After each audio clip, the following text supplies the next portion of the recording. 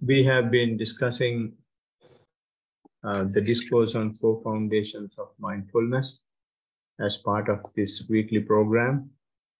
And we have, of course, covered quite a lot on that.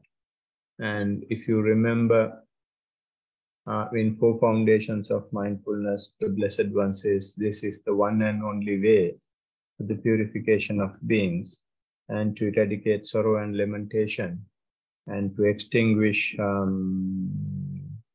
grief and worry and to attain Nibbana. This is the one and only way. He just not say one way. He just not say only way. He says one and only way, which means if you practice mindfulness, so that is only one way. There is no reverse gear. You can't turn and come back. Mindfulness will,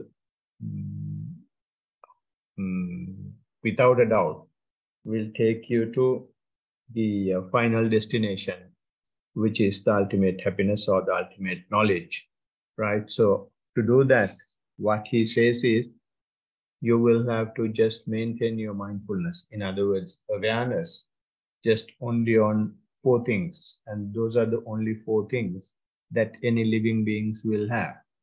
The 4 things are the physical process, mental process, which is divided into 2 as feelings and the mind itself, and then general phenomena, which no one has control over.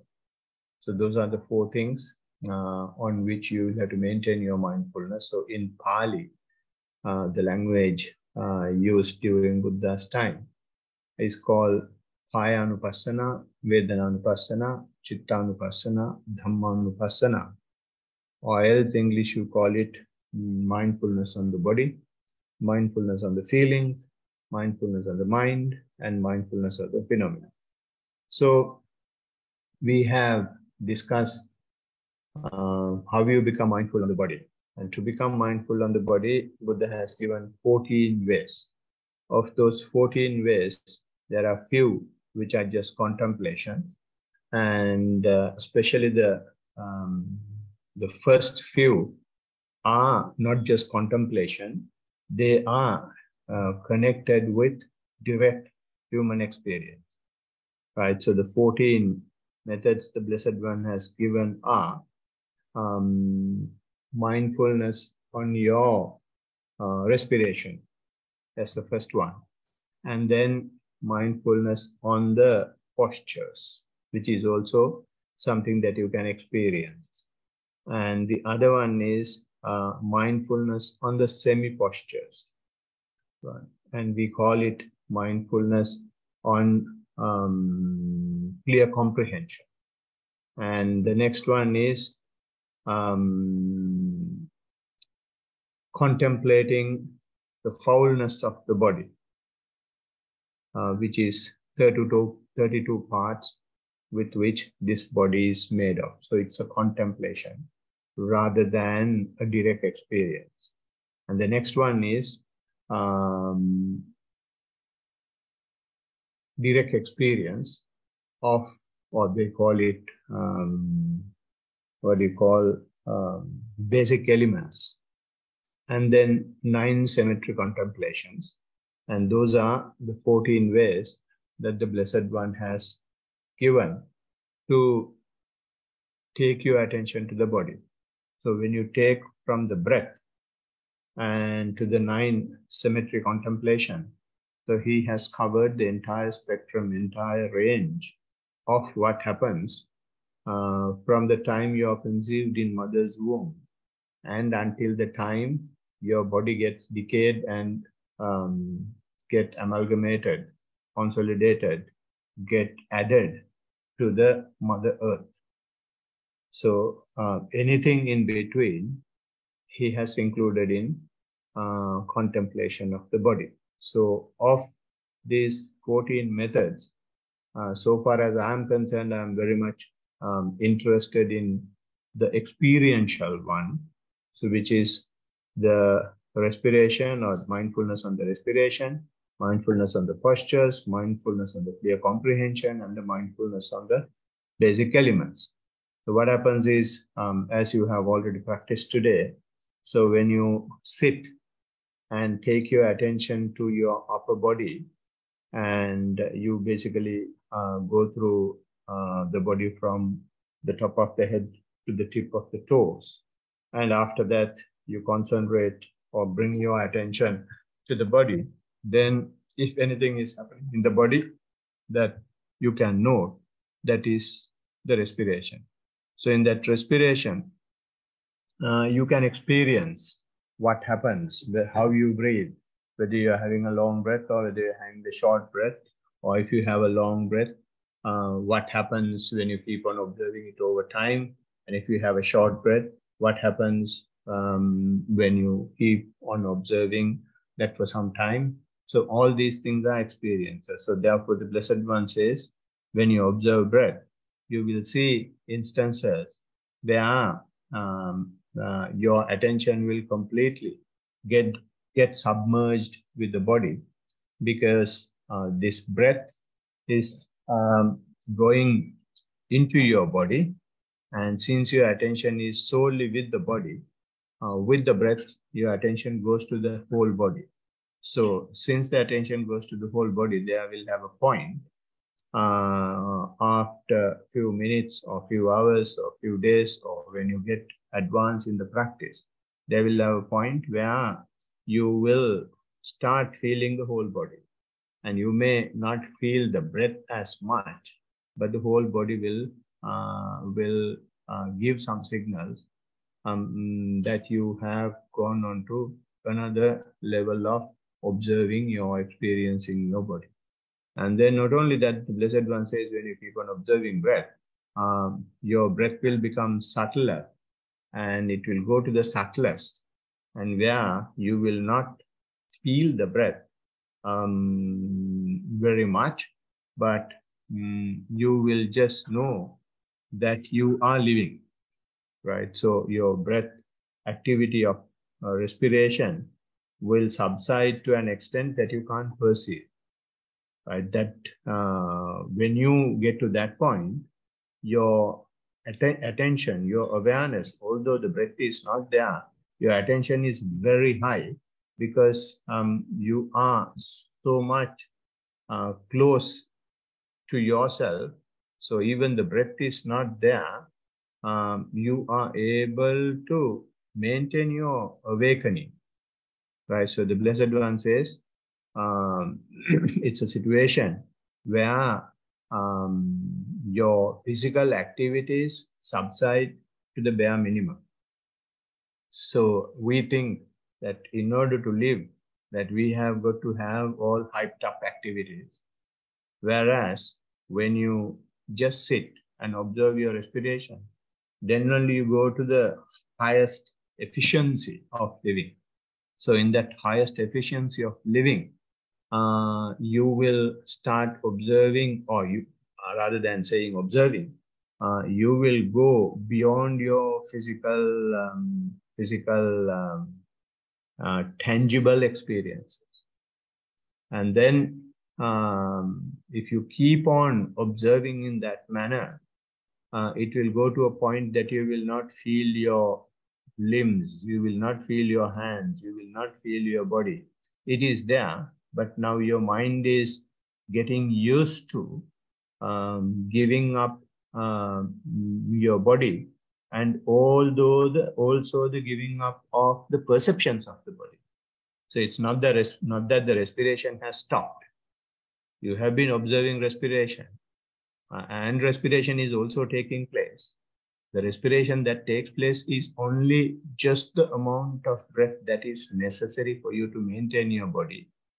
So therefore, it's very efficient. And in that efficient state, you are not looking for other gross or basically rough perceptions. You have gone to very lower layer of the mind, and you may not feel your body as well. So you, when that happens, Sometimes what happens is not that you don't feel the whole body. There will have instances like that as well. But most of the time you may feel that you don't feel your hands or you don't feel your legs. That means the mind is ready to give up the perception. So when that happens, or the perception of the body, when that happens, you are entering into the mind. When you enter into the mind, what basically happens is you may start feeling heat in the body, or you may feel in the coldness in the body, or you may start feeling swaying upper body, or you may start trembling, and you may start sweating, right? And some exceptional, or if I may say, experiences that you have not had in your normal life will start coming up. So when that happens, if you don't have the proper guide, if you don't have proper discussion, then you may think that your practice is not going well and you're doing something wrong, because these are things that you will never expect that will happen when you practice. So appearance of such heat, cold, and stiffness and softness and things like that, the Blessed One says that is also a physical experience, and that is the bare minimum of physics. The physical body goes into its basic constituents, which we call basic elements. And the basic elements the Blessed One identifying in the discourse are earth element, water element, air element, and fire element. Those elements, although you don't have the perceptions of the body as hands and legs, etc., you may see these, you may feel these things. So when those things happen, you have gone to the observation of, or the experience of the basic elements. When these basic elements appear, you start tapping the door of the mind. You start trying to open the door of the mind. For these things, some people like, some people don't like. And especially when you feel you're sweating or trembling and swaying, and when you feel that your body is stiff, then you may feel it very uncomfortable. So feeling uncomfortable means it is your attitude, your interpretation of the basic elements. You are not ready to accept the basic elements as it is. Instead, you make your own comment. This is happening, I don't like it. Is there a way to stop it? And will it end if I keep on observing? So all sorts of questions will be asked to say how to eradicate it, which means that is the opening of the mind from the basic elements that you are experiencing. So that is called awareness of the feelings, or the being mindful on the feelings. So when that happens, the Blessed One says, if it is an unpleasant feeling, just be aware that it is an unpleasant feeling. And if it's a pleasant feeling, especially when you feel like it's very soft and very floating and very soothing, very calming, then be aware that it is a pleasant feeling. And for some people, they will have in between as well. They may not have any feeling. So in that case, you may feel, if you have a pleasant feeling, then you will be always looking for it, and you will be start loving it, and you will be trying to hold on to it as much as possible. And if it's an unpleasant feeling, then you will try to get rid of as quickly as possible. So when you experience these basic elements, if you don't have pleasant feelings, if you don't have unpleasant feeling, what you feel is, you may feel lethargic. You may feel sleepy. You may feel bored. So when those things come up, the Blessed One says, that is neither pleasant nor unpleasant feeling. So when you have neither pleasant nor unpleasant feeling, what you do is you stop your practice and you go get up and go and have a drink, or get up and start doing something else. So you have come to a very important juncture of your practice, but you stop there because you don't have anything to fight with or anything to hold on to, right? So that is where the real practice starts. So when you are bored, Blessed One says, just be aware that I am bored. When you are fed up, just be aware that I am fed up. Don't immediately get up and go. So this is why we set a time. When you keep on practicing for the duration, after with all the struggle, and it will come to a point, oh, come on, I will just let everything go as it is.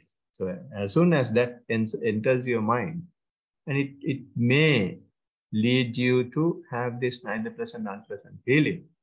So when that happens, instead of getting up and going, since you have set a time, you will just keep sitting. When you just keep sitting, you will get used to being aware of things when they don't give you anything or when they don't fight with you, right? Always we feel that we have our life only if we have something to fight with, or only if we have something to grab and hug and hold. When both these are not there, we don't feel that the life is. But the Blessed One says that is exactly where you have the happiness. So don't just get up and go. If you get up and go, you shows how much you love your suffering. Now it has come to a point that you don't have any feeling. You are not ready to accept it. Accept the boredom. Accept the lethargy. Be happy about it. Be aware of it. And then the boredom will get bored. Lethargy will get lethargy. And then there is nothing that may affect your feelings, right? So in that manner, Blessed One in the discourse has given two main feelings, the spiritual feelings and non-spiritual feelings, that the feelings on the day-to-day life. So when you have these feelings, irrespective of what it is, it may be pleasant, unpleasant, or neither pleasant nor unpleasant. You simply will have to accept and be aware of it without making any judgment or without any reaction to it. And then when you keep on doing that, and if you go even, if you touch and try to become non-reactional even for the pleasant, neither pleasant nor unpleasant feelings, what happens is you really enter the cage. You really enter the room of the mind. If the mind is a room, now you have tapped the door, you have opened the door, and you are inside. And inside, the Blessed One says, it will show, mind is showing its agenda. He has given 7 or 8, if I remember right, it's 7. 7 pairs that works in the mind to stimulate us, to tickle us, to nag us. So the first one is lust and non-lust. There will have instances where you have lustful feelings. When you have lustful feelings, Blessed One says it will not be just lust. The mind is, you may feel only lustful feelings, but it also has non-lust situation as well. So if you are really entering the mind, in the mind, you should see both the sides. Most of us, what we do is, when the lust is there, then we will become mindful about the lust. And after that, when you become mindful, what happens is they will gradually fade away. And when it fades away, you just forget it after that. But the Blessed One says, it's not that. When you have passion, just observe that you have passion and keep on observing as you have been observing your breath. When you observe the breath, you observe the breath until the gross breath becomes subtle. The same way, when you have passion in your mind, you observe the passion in the mind and keep observing and see what happens. Sometimes it may increase, and when it is increasing, just be aware that it is increasing. And at the same time, some physical manifestations also will happen. Observe that as well. Right? It's not only just the mind. When something happens in the mind, it may start dancing on your body. So you can observe both. And in that manner, when you become mindful, there will have a point. They may start reducing. When it starts reducing, don't just give up. Keep on observing until it really passes away, until it completely passes away. So that way, when you do that, it becomes like surfing, right? So when you are surfing, irrespective of what the current is, irrespective of what the wave is, you just keep paddling it. You just keep surfing on it. So here you have a big wave called passion. You surf that. You keep observing that. Or when it slows down, then you surf that as well. You don't stop your surfing because you have now entered the ocean of the mind. And then after, or maybe for some people, once the passion is handled, then aversion may start. When the aversion is there, Blessed One says it's the same thing. Aversion is just the other side of the coin of passion. And then when aversion is there, just be aware that your mind is having aversion. And then keep observing. And when you keep observing, you will find that the mind goes to a situation and where there is no aversion. The mind without aversion can also be observed. And when these two are not there, then it will come to a point like neither pleasant feeling, no unpleasant feeling. But it is not expressed in terms of feelings here. Now it is expressed in terms of the mind. So this passion and the aversion are the roots of pleasant feelings and unpleasant feelings. Passion is the root of pleasant feeling. Aversion is the root of unpleasant feeling. And the root of neither pleasant nor unpleasant feeling is the delusion. So when you have no passion, no aversion, you are just deluded because we have been living only on those things, only on those two. So even in the case of delusion, it's a bit stronger. When you have neither pleasant nor unpleasant, it is boredom, it is lethargy, it is clumsiness. But here, you may really feel that you are drunk like. You may feel that you have lost bearings. You don't know whether you are in facing the south or the west or east or north.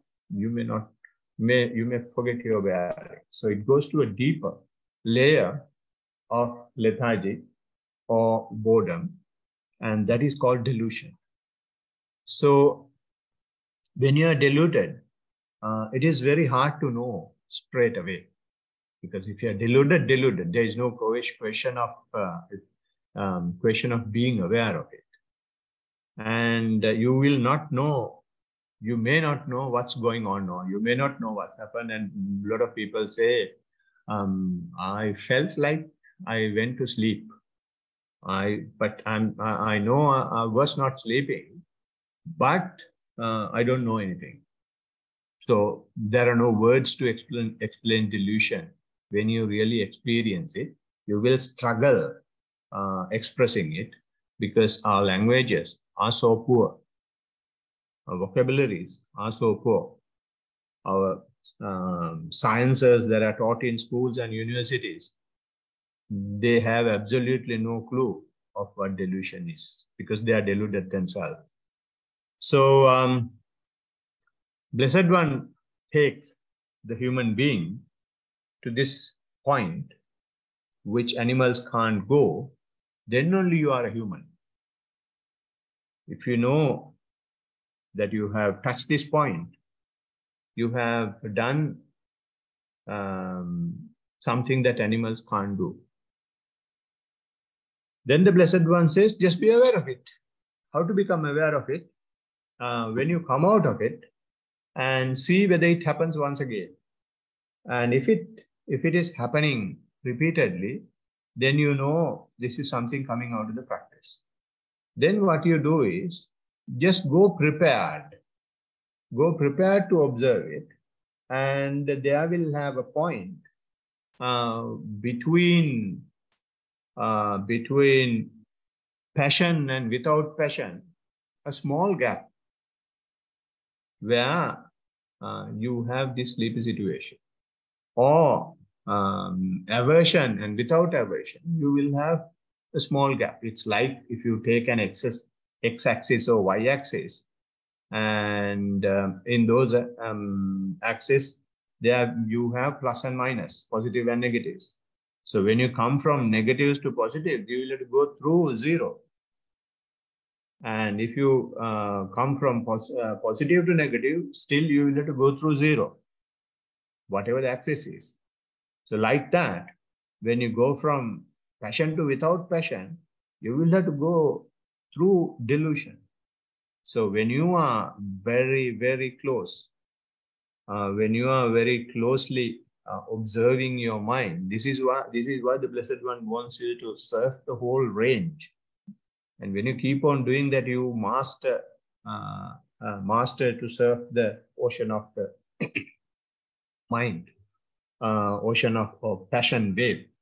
So in that passion wave, you will be able to see as soon as the big wave is flattening, there is a point, there is the complete flat wave starts. And that point, if you can get opened up into it, then you can go even through delusion. So when people come through delusion, they will start feeling that mind is like a devil's workshop. Mind is scattered and it's all over the place. And which means it's a sign that you're coming out of the delusion. And it's again another nature of the mind. All these are natures of the mind. And Blessed One says, if you know that your mind is scattered in that manner, you are breaking the brick wall of the delusion, and just be aware without panicking that you are going to go mad. Just be aware that the mind is scattered. Just accept it as it is. Then you will not poke fingers into the scattered mind, and you will not generate aversion towards the scattered mind. And you will accept as it is. Accepting as it is, you accept your own mind. If you don't like it, you don't like your own mind. So this is when the issues start. So the Blessed One is teaching yourself to be with yourself. So even there, when you have the scattered mind, and if you keep on observing, and you will feel that mind becomes slowly constricted, right? When you keep on observing and you are not fighting with yourself, and then again it gradually sinks in. It gradually, what do you call, um,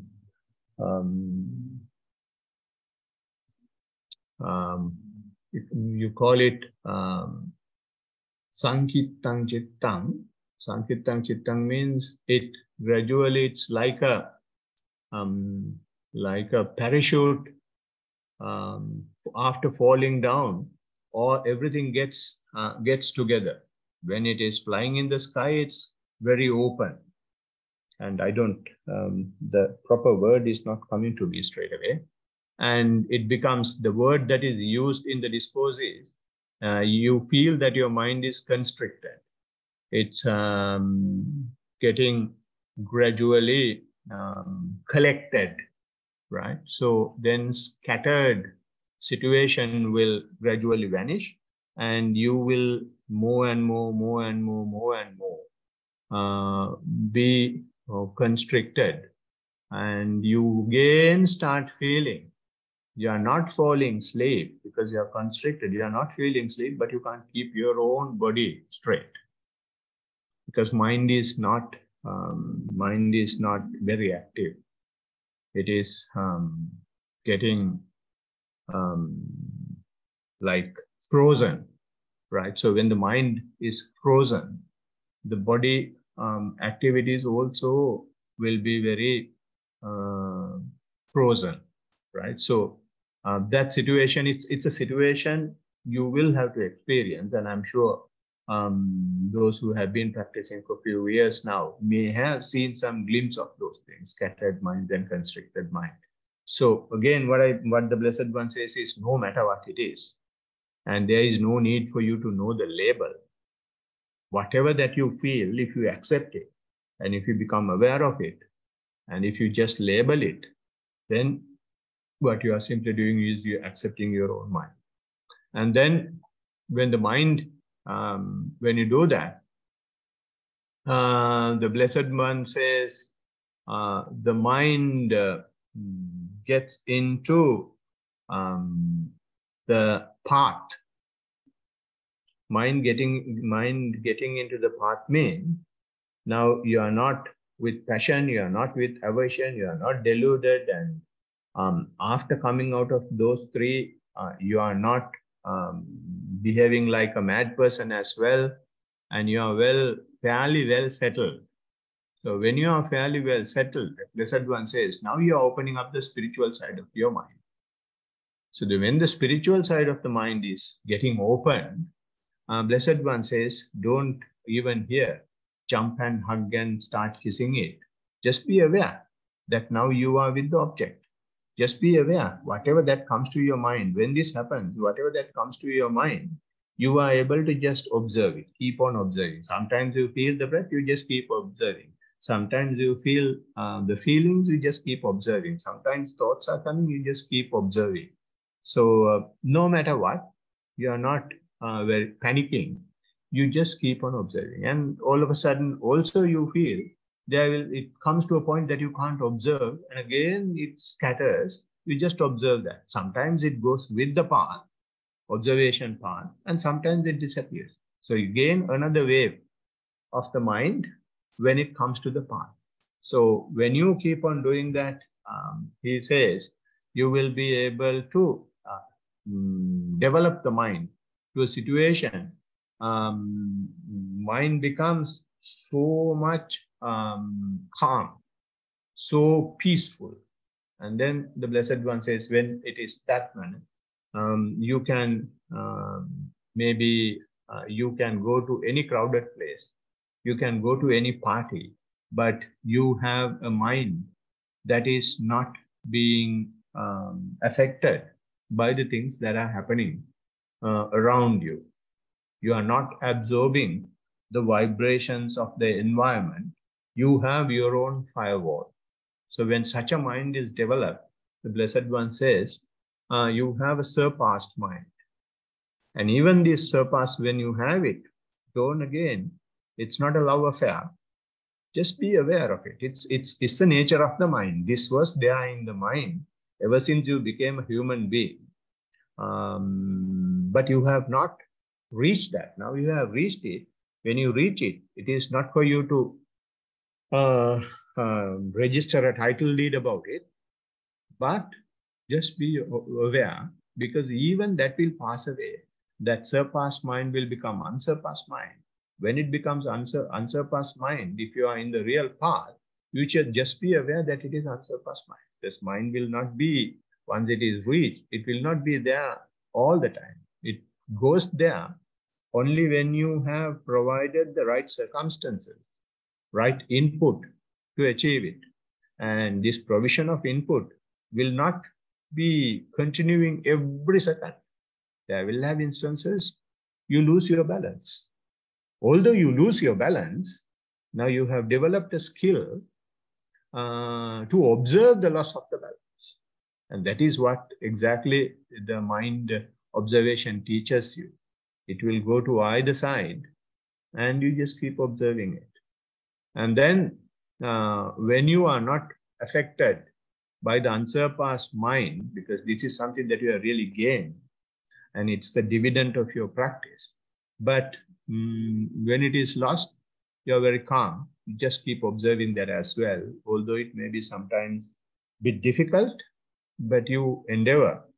And then you may be able to keep your mind balanced. So when that happens, and the Blessed One says, that is the concentrated mind. So when you have the concentrated mind, just be aware that you have concentrated mind. Again, it's not something that you can hold on to.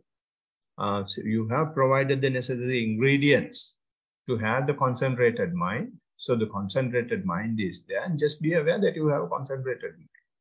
Don't try to hold it forever, which will create suffering. And then very same thing will be lost. It will be unconcentrated. When it is unconcentrated, just observe that it is unconcentrated as well. And then you will observe the release of the mind. You will see the, what you call, liberation of the mind. Since you are able to observe the loss of concentration, then there is nothing to pinch you. There is nothing to hurt you.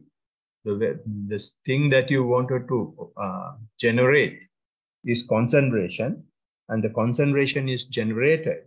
And now you see that concentration is getting lost. It is fading away before your eyes. Only skill you have developed is, no matter what happens, to observe, like a dumb person, like a blind person, like a fool, like a camera. So you just observe. So when you observe the things happening in this manner in your life, then only you are relieved. Then only you are released. Then only you are liberated. And again, it's a mind phenomena. Blessed One says, even that liberation will be lost. It will not be forever as well.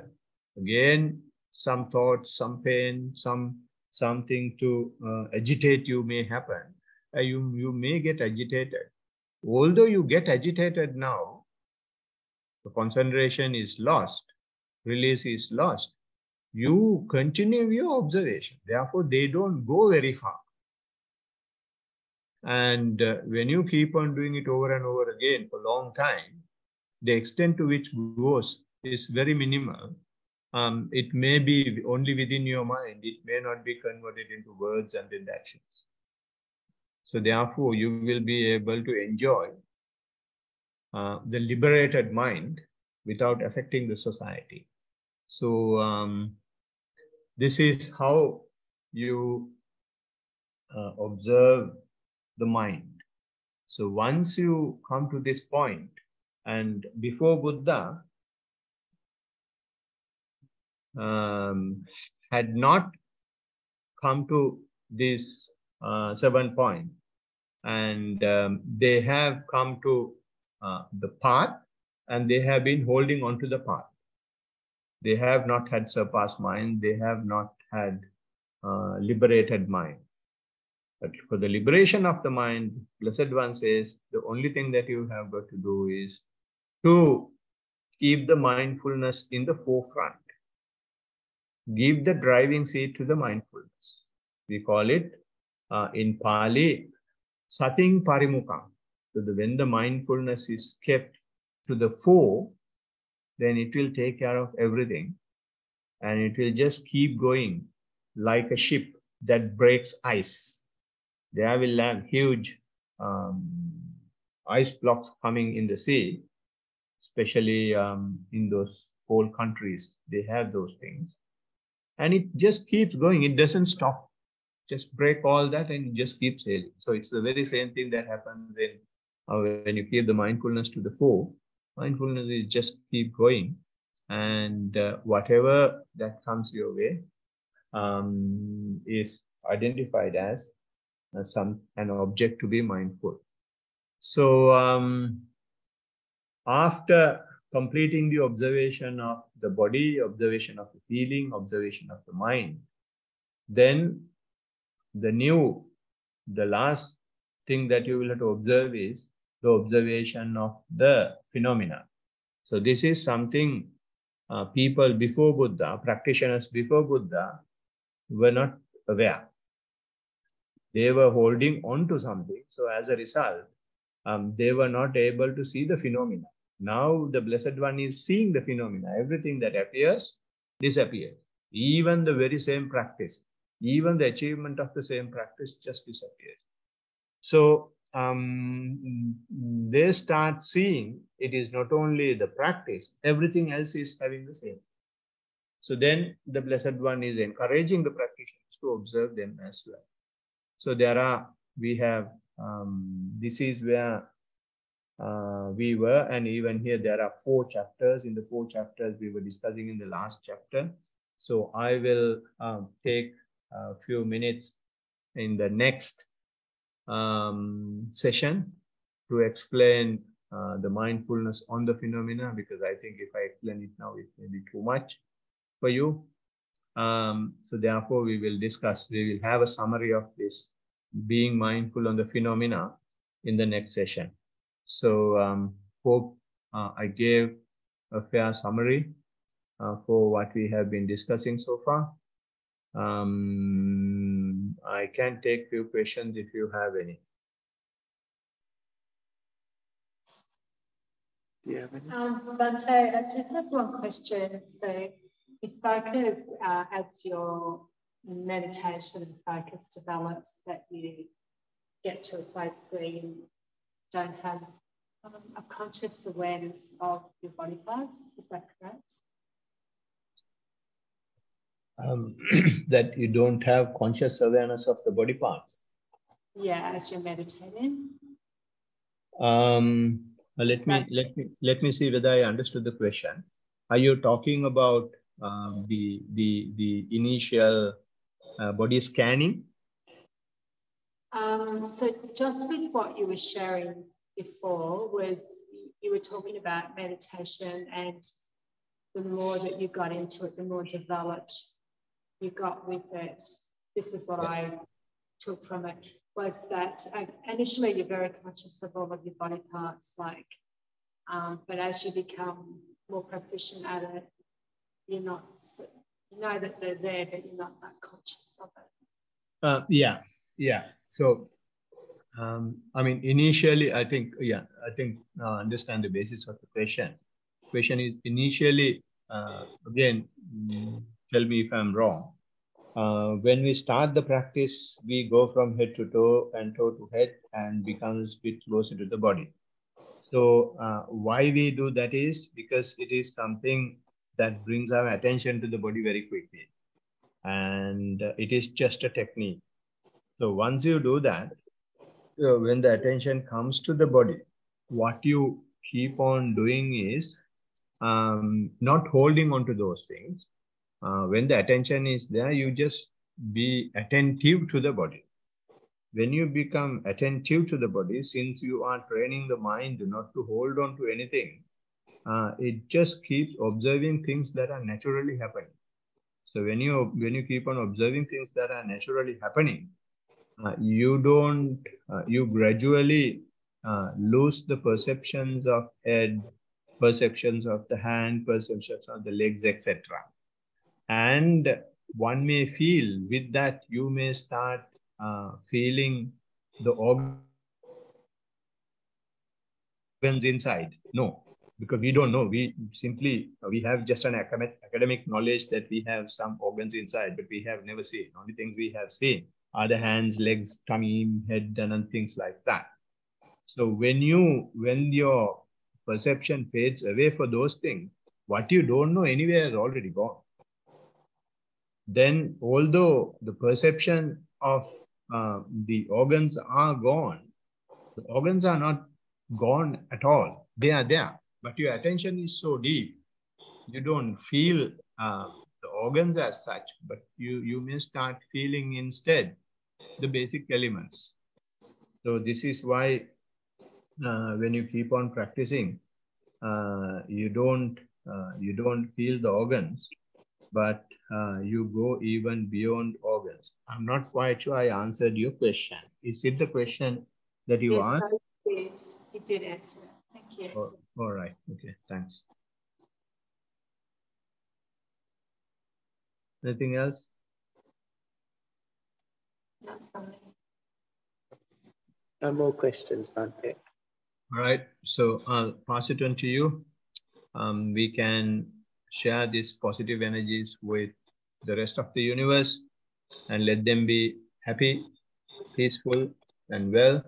With that attention in mind, can I kindly request all of you, led by Chatu, to chant the stanzas to transform it.